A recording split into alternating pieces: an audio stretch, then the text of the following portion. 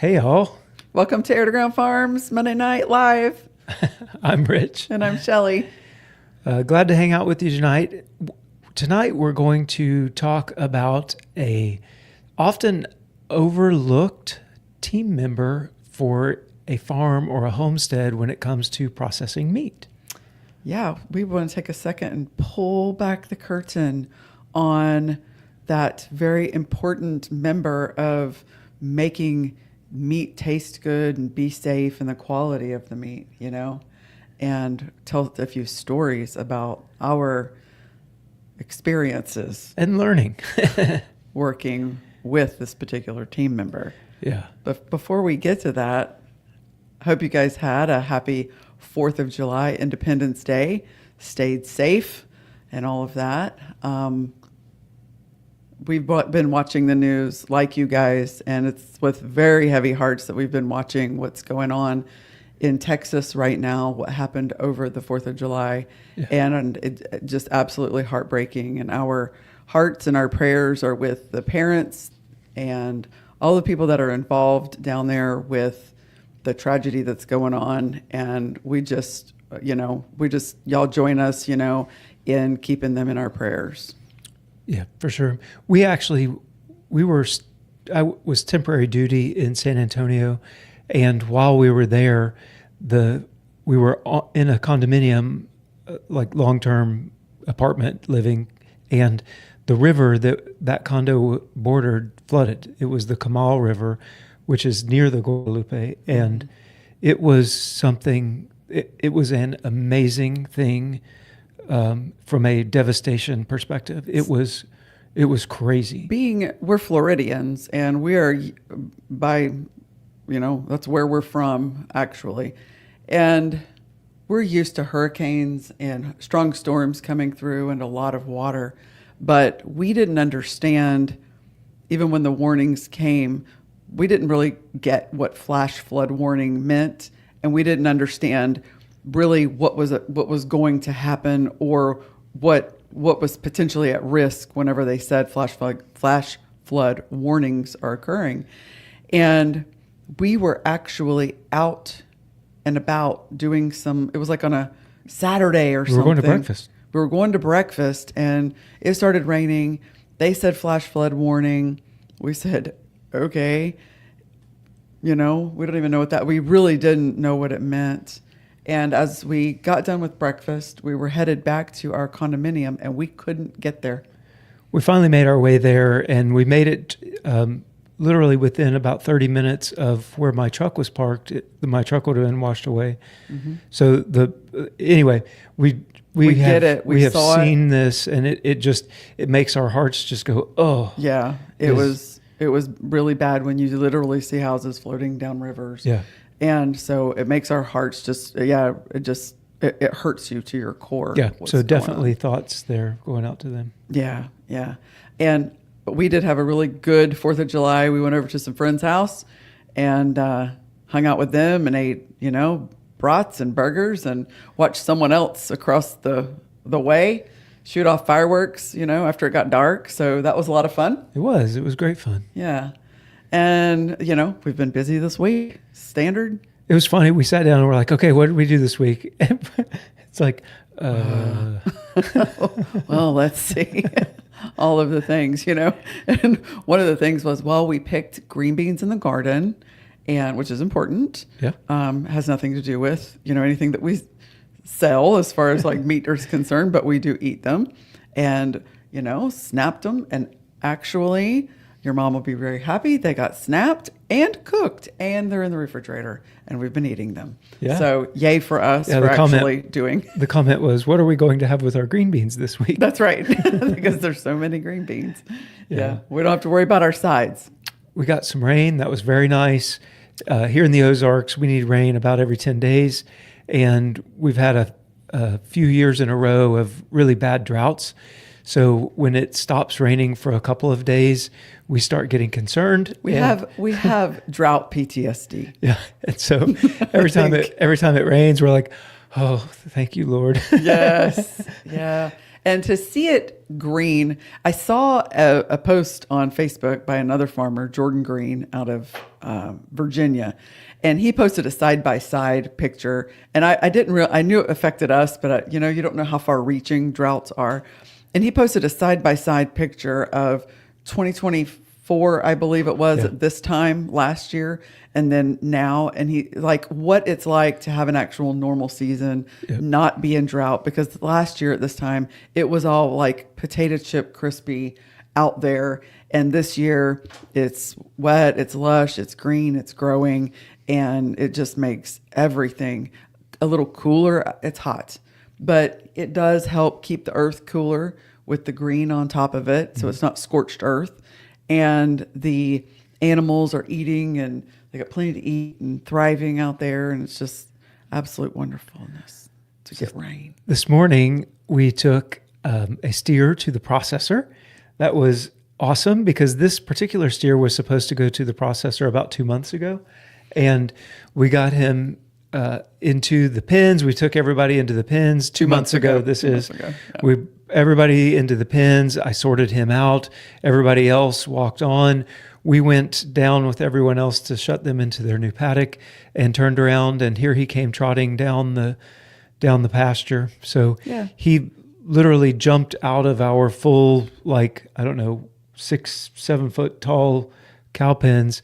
He jumped over them. He jumped out. He climbed out. Yeah. Whatever. Yeah, whatever he did. Bent the poles. It was quite the thing. And he eyeballed it yesterday, apparently. Yeah, he did. Yeah. So he thought he was going to go again. Yeah. Yesterday, we brought all of the cows into the pens together, and we had the trailer sitting at the squeeze chute waiting on him. And I sorted 2 of them into the pen and quickly got him just walking through as if he were the first cow to go through, and into the trailer he went. So it was one of the least eventful cattle things that we've ever done, I think. Most of them are fairly uneventful. Most of them. But this one was super easy. We just walked down there. Well, we were expecting such a mess because of what he did last time. Yeah. Now, he was not happy about being on the trailer. No, he was not happy. But you know what?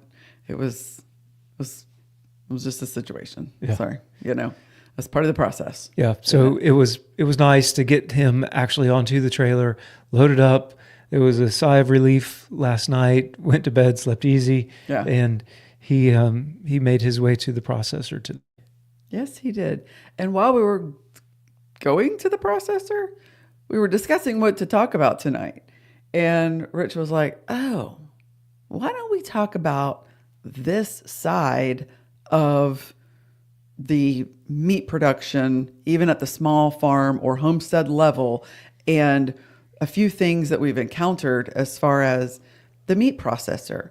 Because we do not have a meat processing facility here on our property. And that means we have to rely on someone else to take that animal and turn it into a steak or a pork chop or sausage.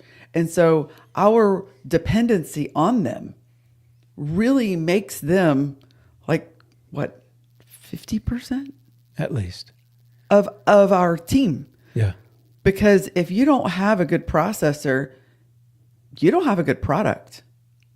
I don't even care how long you took or what you fed it or all of the love and care and everything that you put into it. We came to that realization the day that we hauled our first. Did we get them all processed at one time? 10 pigs. 10 pigs. Our first 10 pigs, we got processed. We drove to the processor, having never been there before, and USDA processing facility, small, but we drove in and we realized, oh no, we've just worked for the past 6 to 8 months, spent all this money on feed, and now they belong to them. And it's kind of out of our hands. It was a weird feeling when we left the processor that day. It was very exciting going there, sort of, heart have that weird feeling inside because we'd never taken an animal to the processor before. So that whole thing was weird. That's true. They do a really good job at our processor. They're very gentle. They're very kind. So like that all made us, feel at ease. Mm-hmm. And then when we drove away, it was the realization that Shelley described of, now what? Yeah. Like, what if they get this wrong? What if we get this wrong? Like, how do we know we're going to get our meat back? And that's a question, and that's a problem with some sketchy places. Yeah. And so all of the concerns and all of the learning curve that goes into dealing with a meat processor because at that point we're the consumer. Yeah. Right? We're the customer. Yep. And they do very well to take care of us, but there's definitely a learning curve. Let's go through some comments. Okay. So we got Angels. Good evening, everyone. Yeah, hello. We got Angels Homestead saying evening, everyone. And Anna says hello from Lakeland. Hi, Anna. Hi again. Phil from Washburn says hi, everyone. Hey, Phil. Mary Hillerman says hi, Rich and Shelley. Hi, Mary. Well, hello. And Anna also says, Farmer Tyler Ranch works his cattle alone. It is always a pleasant surprise when they walk into the chute and trailer without bolting the wrong way. Yes. Yes. It is always such a great feeling. Same thing with the sheep, same thing with the pigs. When you can close that door behind the animal that you're wanting on the trailer, that is such an amazing feeling. Yes. It is just like, oh, yes. It is so nice. Yeah. Becca McGee. I see. Hi, Becca. Hello from the barn. So our daughter Rebecca obviously is. She's out working in the barn. Is watching from the barn. Hi. We have Mary, by the way, groundhogs can jump. Huh? What? I didn't know that. We have one garden area fenced off from him, but he very easily jumped up into our old stock tank that we turned into a raised bed. I saw it. Alas, Annie Oak, that I'm not. But at least you tried. I did not know that groundhogs could jump. They look so fat. Yeah. Oh, I don't know either. I don't know. Weird. Josephine says, howdy, beautiful people. Hello. Hi to you. And then in the house, we have Kevin and Sarah. Thanks for hanging out with us. Hi, friends. So I'll say this, and we'll keep talking through the stuff we're wanting to talk about. But if you guys have questions, don't save them to the end. Throw them in, and we'll get to them as we're going. And I think I like that. I hate when I have a question and I have to wait 30 minutes to figure out what was going on. Way back there. Yeah, way back there. So anyway, let us know if you guys have any questions. So outstanding.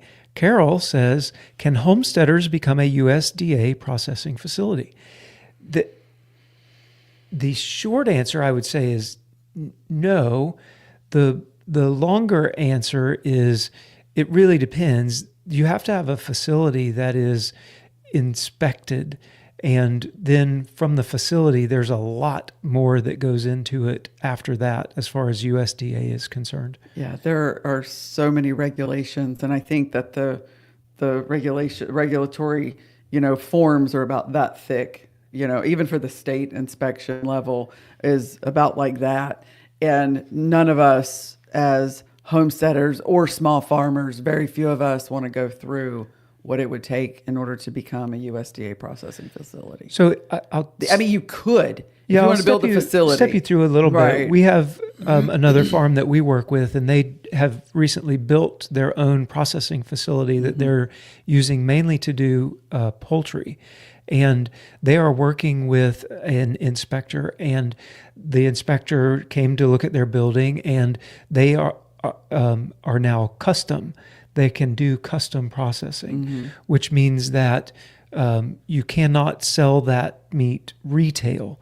So you can process for somebody. They could take our pig and process it for us, but that's as far as they can go. The next step would be a state. But we can't. now we farm and we sell meat for us personally. Oh, yeah, sorry. Not for us to then turn around and sell to the public.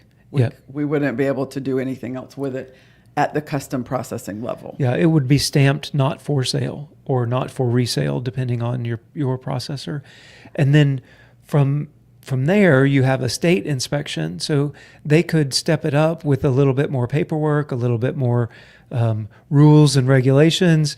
Like you have to have water tested, you have to have septic with an inspected, the septic system has to be certified when it's put in. Right. Like there's more rules, and you can become state inspected.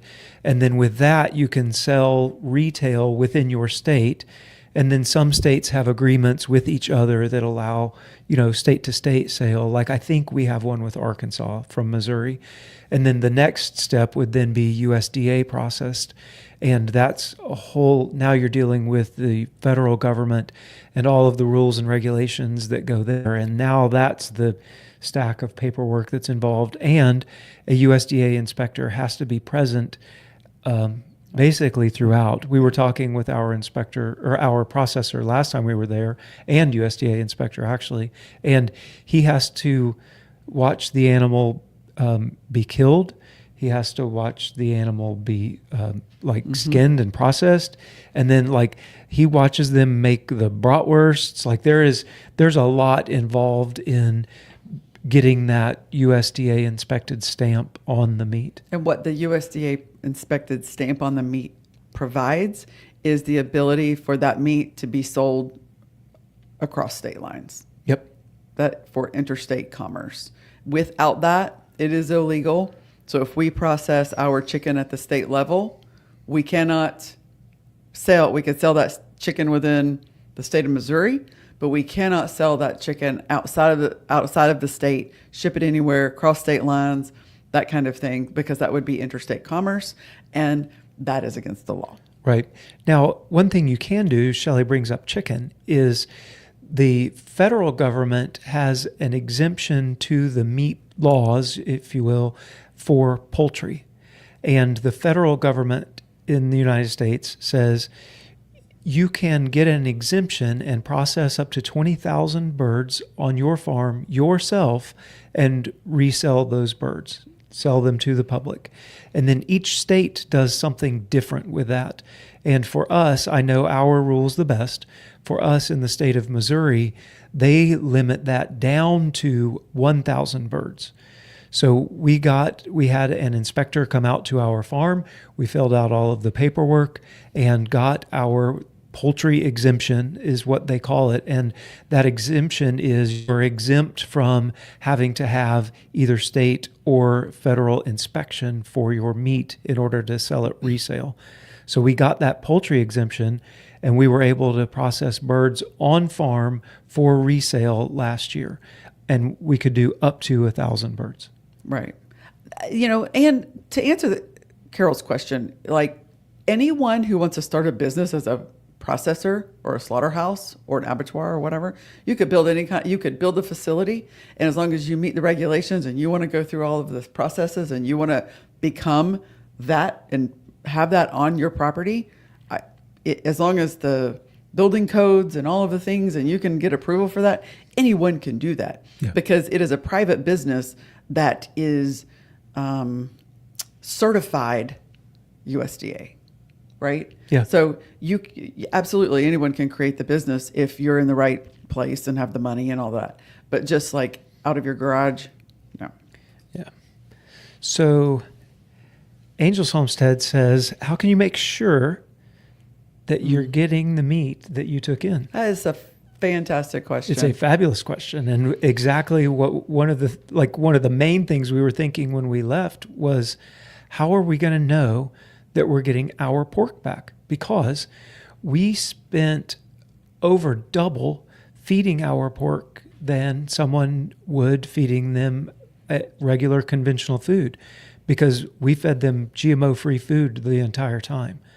So, for us, it wasn't just, I want my pig back. It was, we've got over double into making this pig than the next person. Yeah. Well, one thing is we know what the pork that we create, I'm going to use pork for example. We know what that looks like processed. We know what the marbling looks like. We know what the texture is going to be. We know about what the coloration is going to be in the shoulder steak or the pork chop, or what that bacon is going to look like.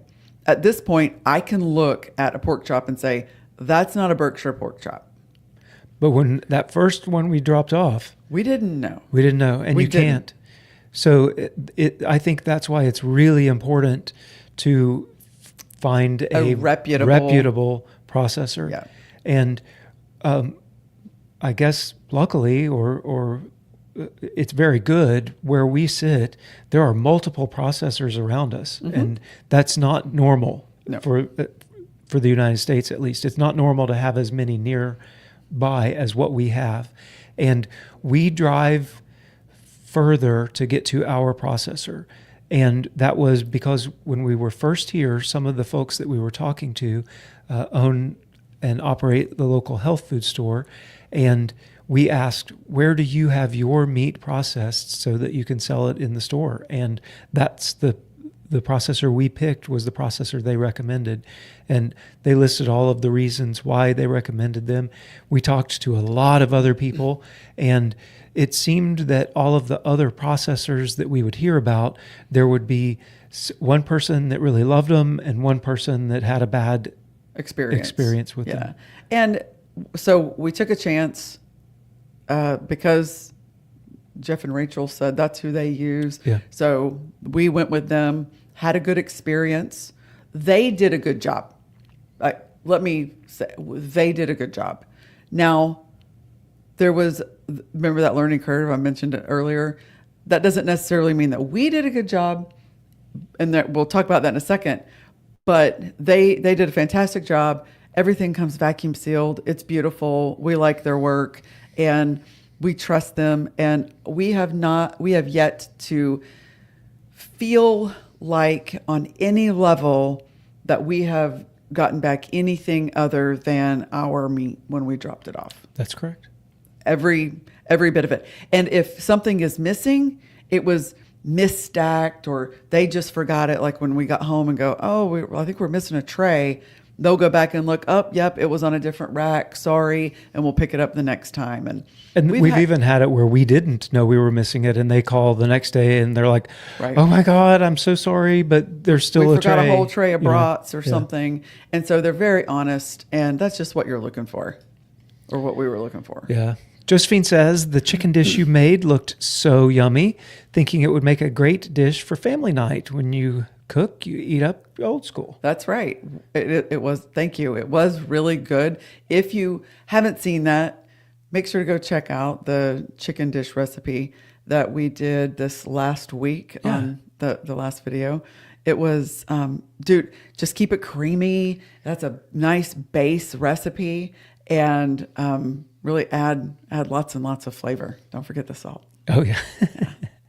So Anna's clarifying a little bit. I was wondering if local farmers and homesteaders could cooperate with the purpose of luring a USDA butcher to your area if there isn't enough volume to make that profitable volume. Great question. Maybe. Yeah. Somebody would have to want to do that business, right?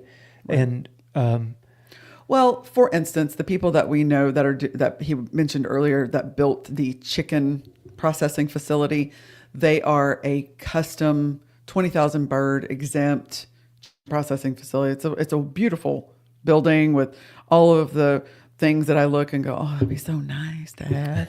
But then I decided I don't really want to do chickens anymore. So not that nice. Right. So anyway, they working with the inspector, the USDA person, she really wants them to become state inspected. yeah. And they just have to go through the paperwork. So if you have someone who's already a state inspected, you could get them to bump up to USDA. And that's typically, they want you to be like the inspection process. Right. They want you to be state inspected first, and then work through any, details or any issues that you might have. Work your kinks and then, out. Yeah. Step that up then to USDA. Right. So if you have a processor in your area, that may be if the farmers even could if it's kinda just a custom processor, yeah. they could start the process to then become state inspected and then step it up to USDA. Yeah. Yeah.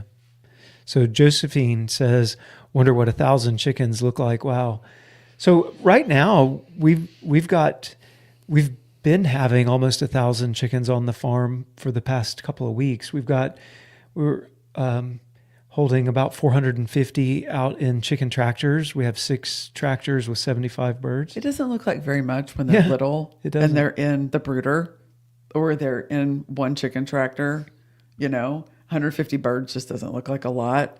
And, multiply that by, 10 or whatever, and there's your 1,000. But we're kind of finding out that it's a lot of chicken. The meat meat when that you get comes it back. back from the processor. Yeah. Because we'd done batches of 50 and 75, we knew what that looked like. And then you get the meat back from 150. And then 2 weeks later, you go get another 150 It's meat more. back. It's what? It's more. It's more? Yeah. Yeah, it's just more. More. Yeah. More. Yeah. It's all part of our multiplication, our chicken math. Or chicken math. Yeah, so 1,000 chickens, it's if you handle them in small bunches, it's fine. Not too bad. Yeah, I don't want to see what 1,000 chickens looks like in one spot. So Wendy says, "Hey everyone," and howdy, Wendy. Carol says, "I recall seeing local butcher shops when I was a kid. Then big grocery chains took over and local butchers disappeared. Something changed, and I don't know the reasons behind when the USDA took over." Yeah, local butcher shops. So I will go there. There is another status. Business model. Well, a status called status. retail exempt. And that is a status where grocery stores, and I mean, like, we're even looking at doing it. If we could get a commercial kitchen, then we could become retail exempt. Butchers. And what that means is you take meat that was USDA processed and you get it like as primal cuts. Like you could get it as a half beef, like the big slab still whole, or still a half beef, or a half a hog or whatever. And then we could bring that into our now retail exempt facility. We could then further process it, cut it into, chops and steaks and sausage and hamburger and that type of thing. Then we could package it up and sell it within our state. Mm-hmm. And that is a retail exempt status. And that's what grocery stores do. They get meat that is USDA inspected, and they then further package it up. Mm-hmm. And interestingly, we were talking to our processor just this morning, and Shelley asked, "So where do you get your pork from that you make the brats that you sell in your store?" You would think, oh, we're in Missouri, right down the road. Right. Because I'm like, well, I mean, we could sell them some pigs, in the back of my mind. Yeah, she said Cargill. Cargill. We're like, I almost threw up in my mouth a little bit. I'm like, for real? Got it. Okay.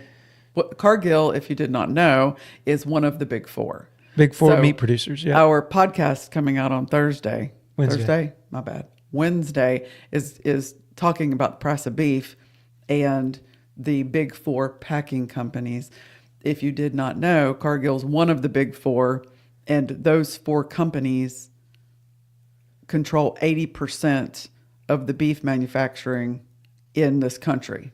Yeah. 4. So if you wanted to know what happened to the local butchers, there you go. Yeah, the big four took over. Yeah. And right now they are controlling, over 3/4 of all of the meat production in the nation. So I'll make a plug right now. We have another channel. It is the Duster Mud, DUST''ER, Duster Mud podcast channel. So it's a completely separate YouTube channel. We used to do the podcast on this channel, and it was messing up YouTube. And so we just moved it over, and it became its own channel. And we've had, I think, some really cool podcasts lately. Not a whole lot of people have watched them, and it's just because YouTube hasn't been presenting it. But we just like the beef discussion is this week, but last week we were talking to Rebecca Tickell, who is the filmmaker behind Kiss the Ground and Common Ground series, just amazing regenerative, like Hollywood star kind of discussion. Somebody with asked her. us, how'd you get Hollywood? I know. Like they reached out to us. Yeah. That's how it works. So anyway, it was a really good discussion. If you guys haven't seen the Duster Mud podcast channel, go check that out. And we had a conversation before that with a lady that has started a gluten-free cookie company, Yep. An author that is, all into regenerative farming. So it's been some pretty cool conversations. But the one coming out on Wednesday, that's just me and you. Yeah, it's just us. Yeah, talking about beef. Yeah. I'm on my stump. It happens. So Phil says, I found out the exemption rule also applies to rabbits. That is true, with a 1,000 whole rabbit limit. Yep, that's absolutely correct. In Missouri, they consider rabbit poultry. Uh-huh. And talking with Kevin and Sarah, like when they were in Arizona, there were some, like I said, each state has weird rules, but in Arizona, turkey counted, I think it was 4. Right. So one turkey counted as 4 birds. And in Missouri, it doesn't matter. Poultry is poultry and a rabbit is poultry. And from the guy at the market, quail doesn't count as anything. So like each state has different rules. Mm-hmm. We may be getting into rabbit. Yeah. I hear tail. Yeah, for sure. So Anna says, oops, how about setting up a facility that will pass USDA standards, contract a butcher to come in as an internet butcher until the volume would support a full-time. Yeah, I think you could do it. Like the facility itself has to pass inspection, and it's sort of the same types of things that you would expect from getting a commercial kitchen inspected. Mm-hmm. A restaurant. Yeah, or right. A restaurant kitchen, like that type of thing. And then from there, like the facility, I think, is the big thing. It's and the then there's facility. like standard operating procedures. How often do you clean your knives? How do you clean your tables? Like what bleach solution do you use? And I mean, like there's a bunch, like Shelley said, the paperwork is long in that one. That's not something Yeah. No. So Mary says, well, Phil, not interested in raising 1,000 rabbits to butcher. Yeah, we're going to get into rabbits and we're going to do some, and we'll see what the demand is. And from there we'll adjust. So Josephine says, I can remember as a kid, our backyard chickens were a yellow color. In the shops, they are pinky white. Would you know why? Yes, I do. Or yes, we do. It has everything to do with what they're eating. Everything. Your backyard chickens are consuming grass and bugs and worms and things that chickens are supposed to eat. And just the same as the eggs, whenever you have those farm fresh pastured eggs, the yolks in them will be nice and orange inside. And that's because what they're eating outside. It's because they're eating the grass. And a white chicken egg from the grocery store is going to be kind of pale yellow. It's the food. It's all in the food. Yeah. And there are different breeds of chicken have some differences as well. As in the color of their skin? Yeah, color of their skin, color of their meat. Like I forget the one. Anyway, its skin is black. The meat is black. Like but I think she's really just getting at I get it. A chicken should kind of be yellow. Absolutely. And ours are yellow because they're outside living and consuming the things that would create that. Yeah. Well, grass-fed beef has got yellow fat. It does. And corn-fed feedlot feed, their fat is white. Yep. And so it's the same in the beef world. And that's one of the ways that I've heard, at least some folks that say, I know I didn't get my beef back, is because they have, their sirloins had yellow fat, their New York strips had yellow fat, their ribeyes had bright white fat, and they were like, these are not my ribeyes. Right. I took you grass-fed beef, and that is not a grass-fed ribeye. There's not a lot of recourse, but at least you don't want to take your stuff back to that processor. Yeah. So Homestead Jude said, getting my second quarter beef from the processor this week. Super excited. I would be too. Oh, yeah. We love putting meat in the freezer. Yeah, we do. That's one of the cool things about what we're doing is, man, every month we're putting like literally hundreds, if not thousands of pounds of meat into the freezer. The It feeling, feels so good. The feeling of food security Yeah. is amazing whenever you know we're going to eat Yeah, for sure. good food. So Anna was clarifying again, itinerant as in a teacher or preacher who Oh, travels. yeah, got you. Yes. Angel's Homestead. My husband used to haul refrigerated trailers. The three I remember are Cargill, it's JBS and Tyson, and then National are the three. JBS and National are actually owned by Brazilian companies. Yeah, they're two Brazilian companies. So of the big four, only 50% of them are American companies. So half of 80% of your beef is actually owned by foreign companies. Yeah. Yep. And then So Josephine 40%. says, Yummo, thank you. Yep. Yeah, for sure. So, all right. Where were you at on this? Where are we at? On your little... I think number 4, the power of butchery and custom cuts. Okay. So I have books like Beef Butchery, and I would love to learn how to do it. And I understand that we couldn't sell it once it's done. But I am not a professional. Right. And even on things that I can butcher myself, like a deer or a hog or sheep, when I'm finished with it, it does not look like when our processor is finished with it. Like they actually are professionals. And I think the value that you add to your product when you take it to a professional and they make it look like something that you would see in a grocery store, not that grocery store meat is better, but it's just what you're used to seeing, like a sirloin or a ribeye or a T-bone or, Right. you know, and to get some of your cuts, like I want a bone-in ribeye, well, you need to have a bone saw. Yeah, there's a You lot know, of there's- equipment there is required, a a lot lot. of know-how. Yeah. Yeah. I want to take them to a facility that is very experienced and they know exactly what they're doing, you know, and can offer me things that I don't even know necessarily what they are.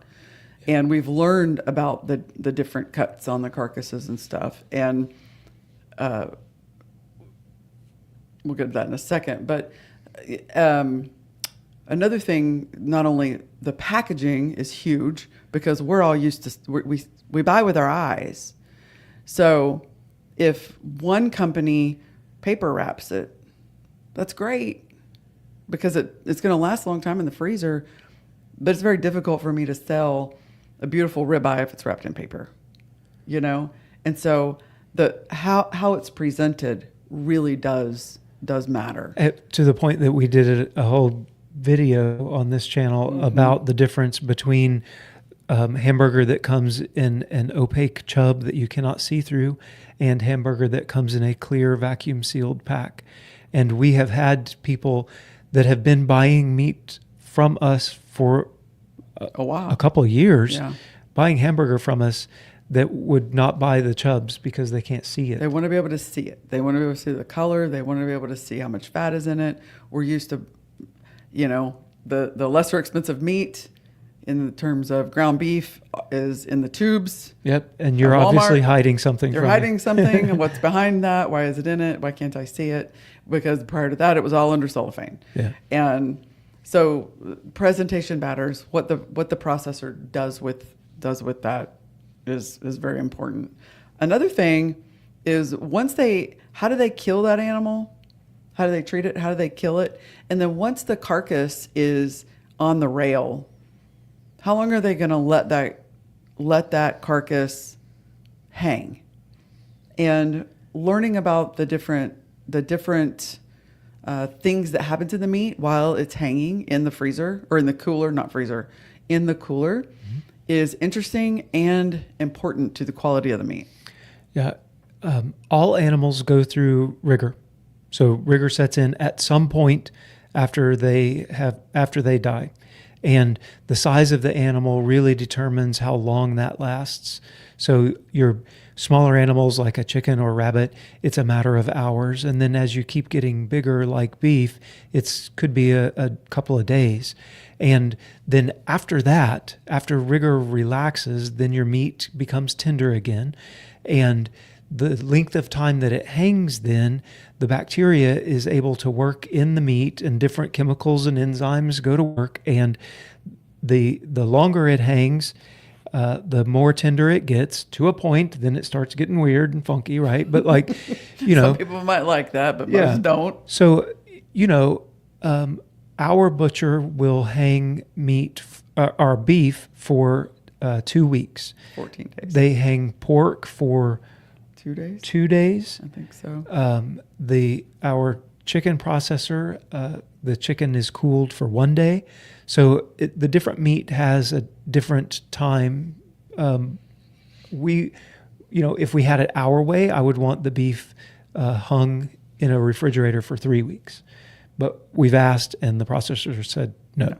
They don't. They have a schedule. They don't have it the works for space them. for it. They don't have a space for it, so you get 2 weeks, Yeah. which is fine. Some around here won't even do it that long. Yeah.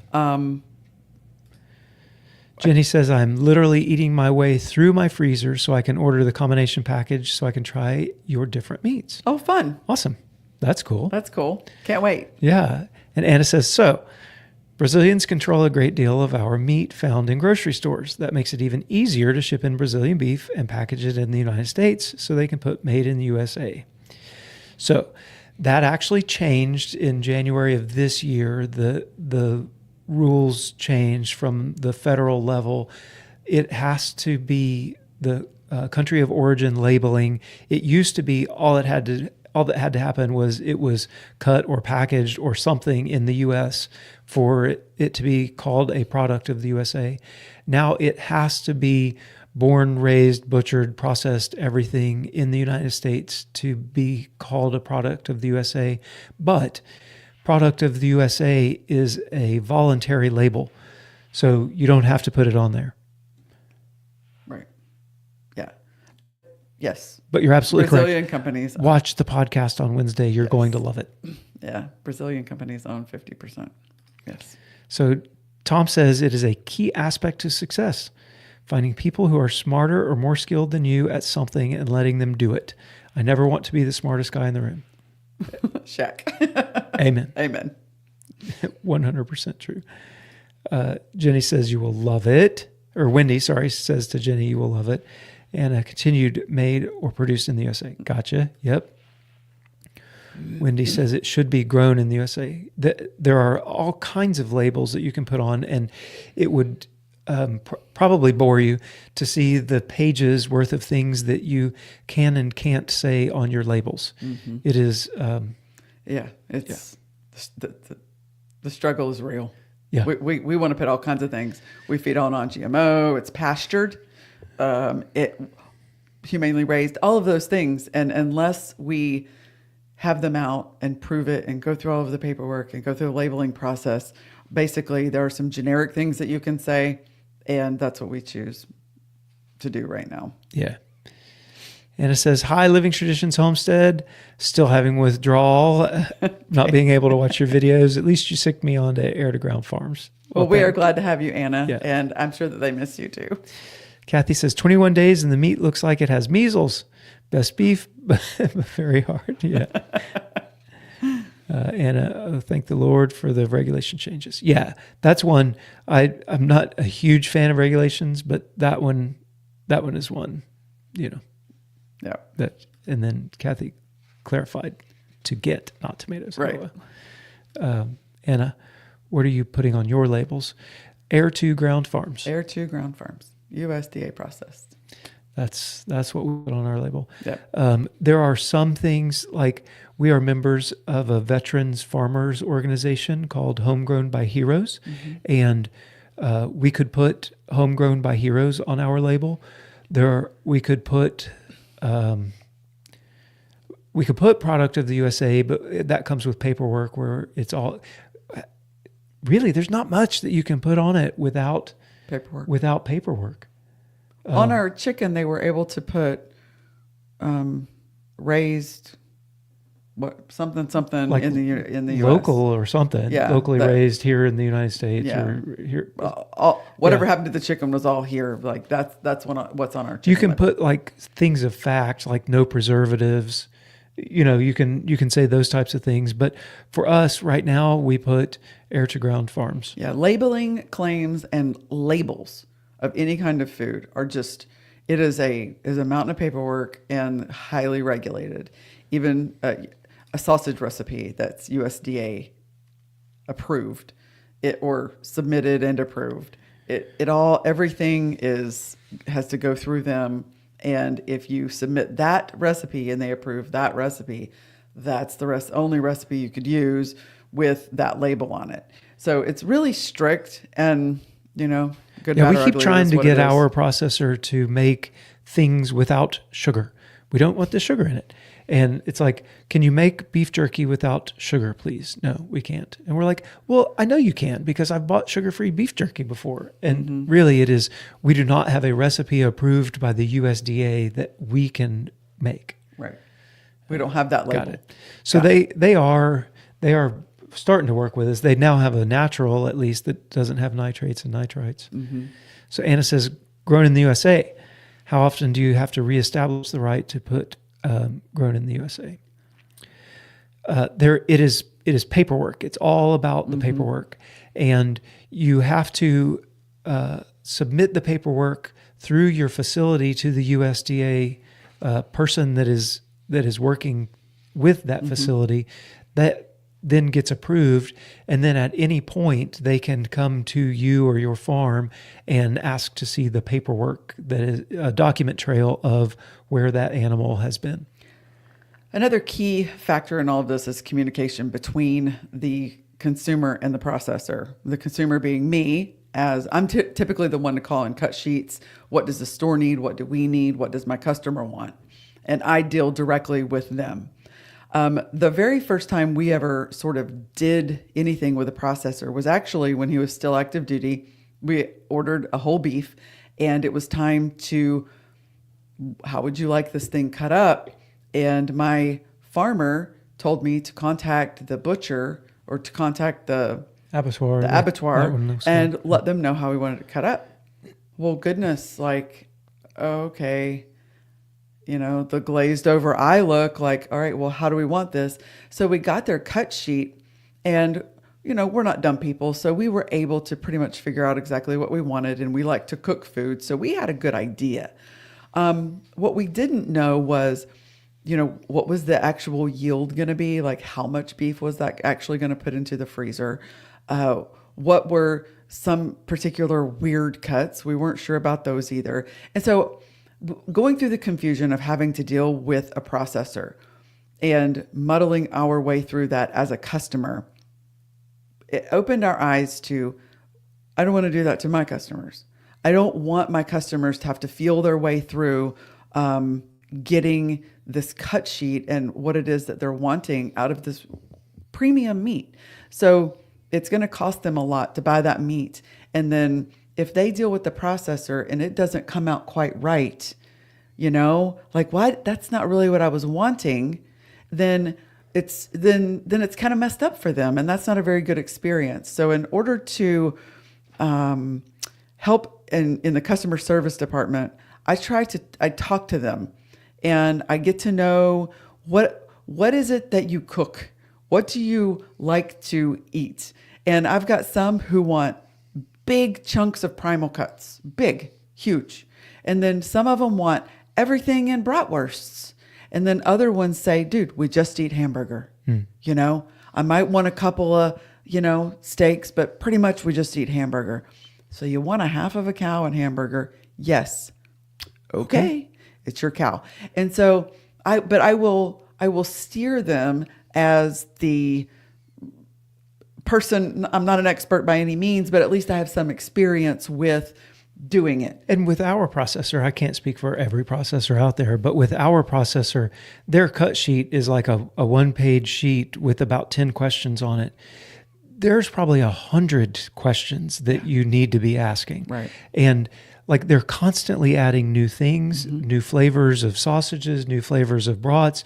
We were looking today, there's like 4 or 5 different new flavors of beef jerky. Like that interaction between the meat, the farmer, the grower, and the processor, I think that having that connection and then liaising with the consumer, especially on whole hog, half beef type purchases, I think that's really important. So if you were out there looking for whole beef, quarter beef, half beef, I would want to talk with the farmer some. And what processor do you use? How do they do things? Start asking questions before you just call, ring up the processor. If you find somebody who's selling half a beef and that's cool and they're a farmer, but they kind of do it on the side, well, I'll drop it off at the processor and you talk to them and you're not sure about it, don't do it. Find somebody else that you could have that conversation with. Go sit down with the processor go sit down with first. Them. Yeah, for sure. And look around. Yes. Maybe they have a store. Look at how they cut things. Look at the different cuts they have.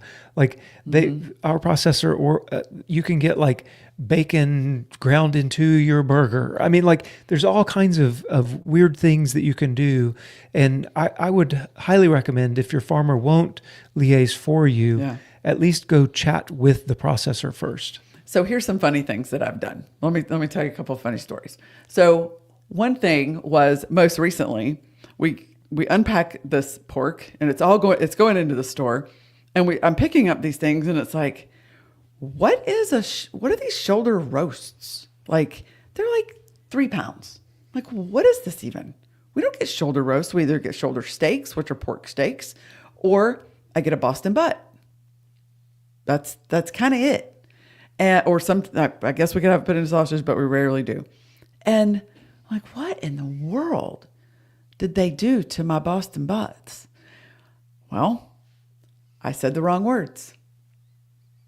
I said roasts. And what I wanted was a Boston butt roast, No. They took that and they turned it into roasts. So terminology, one word, and they cut it up weird. And I'm like, oh no, okay, I learned another thing, don't say that word. Another time, yep, I want the tenderloin.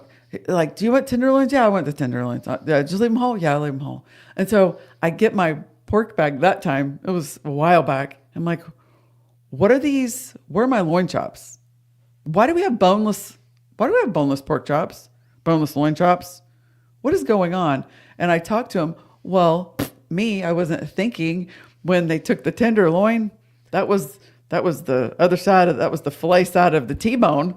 And so, now you get a boneless chop. And so there's been a few just trying to make sure we get the cuts that we want for the store and just kind of goofing it. So, they did everything exactly like I told them though. The processor nailed it. I just learning, yet even after couple of years of doing it, I'm still learning because I'm not a butcher. Yeah. So a few more questions. Wendy says, what are we allowed to put on our labels for our eggs? I think for us, it's more, what do you have to have on your labels for your eggs? So you have to have farm name. You have to have, like for us in Missouri, you have to have a license to sell eggs. It's supposed to be graded. It is supposed to be inspected, like you candle them to inspect them for cracks and to make sure that there isn't a chick growing in them. And sized. That's right. So all of those things are supposed to be on your label. The other specialty items, you would have to look into, it's a FSIS, Food Safety Whatever Service. They have a list of labeling do's and don'ts, basically things you can and cannot say. Right. And I would go to that list. It's a PDF, and you can look through and see what things you actually can say. Carol says, does it matter if beef or chicken is frozen when you pick it up from the USDA facility, or do they send it not frozen? And does freezing it change the quality? No. All of our meat is picked up frozen from our USDA processor. And being frozen, of course, it doesn't change the quality. You're not going to I don't want it to not be frozen because they have the big freezers that are going to get it flash frozen. They're going to freeze it in a matter of a few hours, where it would take longer for our small chest freezers to actually bring it to a frozen temperature. Actually, we found out last week that our USDA processed chicken, they kill on Monday. It sits on, say, Tuesday. They cut and package on Wednesday. But we couldn't go and pick it up on Wednesday because we found out that meat has to be frozen for 1 week on their property. So that was interesting. Not sure why on that, but that's USDA. So that is all frozen. And the majority of the meat that we get from the grocery store has been frozen and thawed. Yeah. I mean, meat. I mean, where's it coming from? Unless it was cut right there at your grocery store. And that doesn't happen anymore. Yeah. So it has all been frozen and thawed, and then you go home and you refreeze it. So if you decide to buy meat from somebody who's shipping it and it shows up to your doorstep and it's partially thawed or thawing or thawed and it's cold, stick it in the freezer. It's fine. As long as it's cold. As long as it's cold, stick it in the freezer. It's not cold, then you got problems. Yeah. But if it's cold, if it's good and cold, stick it in the freezer and freeze it. Hi, Mom. Hi, Linda. Anna says, can you explain pasture organic grown only on your website, not your meat label? So on our website, we don't say organic, and very careful to never, ever, ever say organic, because organic is owned by the U.S. government, and there's a lot of stuff that you have to... But she's saying, can you say whatever you want to say on your website? Got it. No. Whatever you want to say. Not organic. Now, organic, you have to stay away from organic unless you're been certified organic. But like if you want to say non-GMO or like you can say what you do, how you grow, where it's grown, how it lives, all you want to on your own website.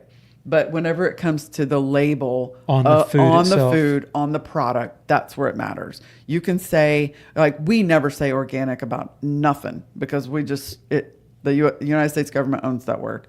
But as far as your website, you can if you explain away. If everything you do is organic, I don't see why you couldn't. A lot of people say beyond organic, yeah. Because organic has been greenwashed heavily in this country.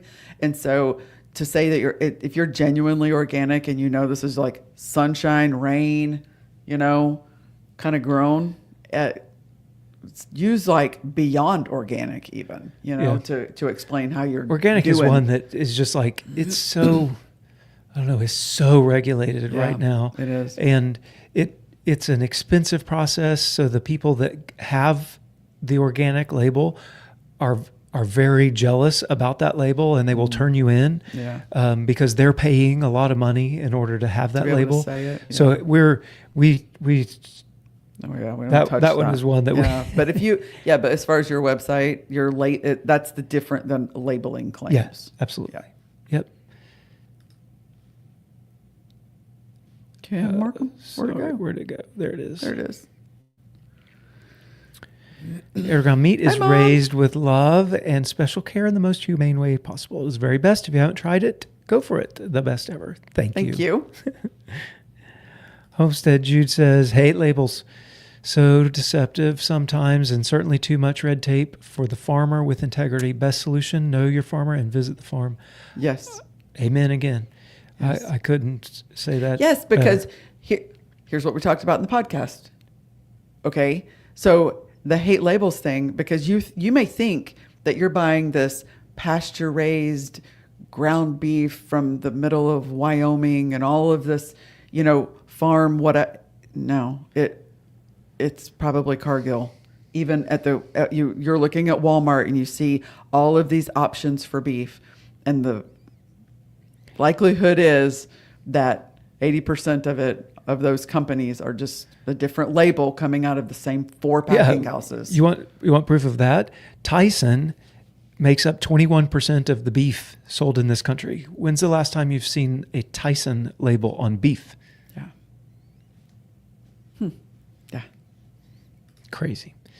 Susie Q says, there's an old-fashioned cookbook that my mom always gave for a wedding present. It has all of the animals and their cuts drawn out so you can understand what the process is, the joy of cooking.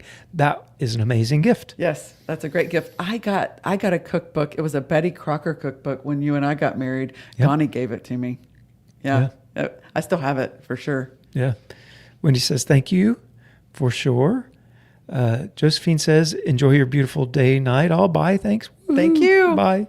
Thank you. And good night. Good night. Yeah. Okay.